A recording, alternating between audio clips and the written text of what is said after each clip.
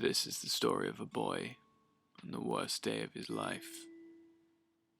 The boy did have a pretty good life, but that was before the demon. It was the first day of a new school for the boy, and he'd had a solid time.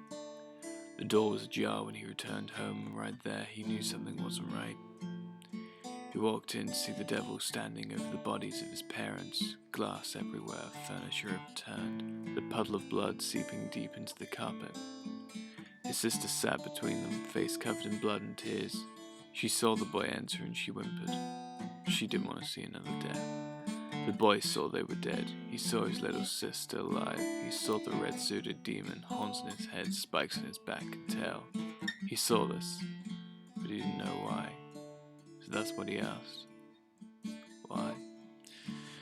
Now, to old Lucifer's credit, he answered the boy honestly. His late mother had been barren, and the boy's parents wanted a child so bad they turned to the devil. Fertility for a girl. That was the deal. Luckily, their first child was a boy, so they assumed by some stroke of luck that the deal was null and void. They were wrong. The boy's parents had fought. A hammer in his father's hand, a kitchen knife in his mother's. The devil's penalty for such transgression: hammer crushed limbs for the mother, and stab wounds for the father. The boy stepped forward to his father, emotionless. As cold as the iron of the hammer, he looked at his sister, his only family left.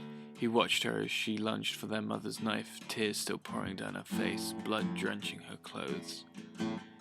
The devil's attention was on her, so the boy slowly picked up his father's hammer. He walked behind the devil. The boy was short and Satan was tall, so he drove the hammer into his knees, bringing him down to the boy's level. Still nothing behind his eyes. The boy swung for the bewildered demon's chest, knocking him on the ground.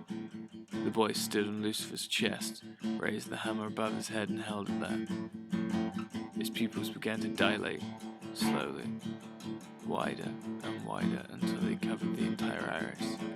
The black spread across his entire eye, and in the dark was all the anger, all the hate, all the wrath, loss and pain the boy could ever feel.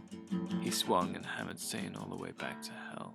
His arms were as heavy as the hammer, and he stopped. He sat, cold again. His sister walked over to him. She slowly hauled him to his feet and ushered him upstairs. They walked to the bathroom, and she sat him down again.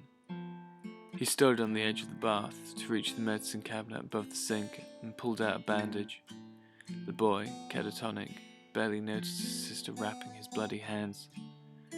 She washed the blood and tears off her face and hands and sat down next to her brother.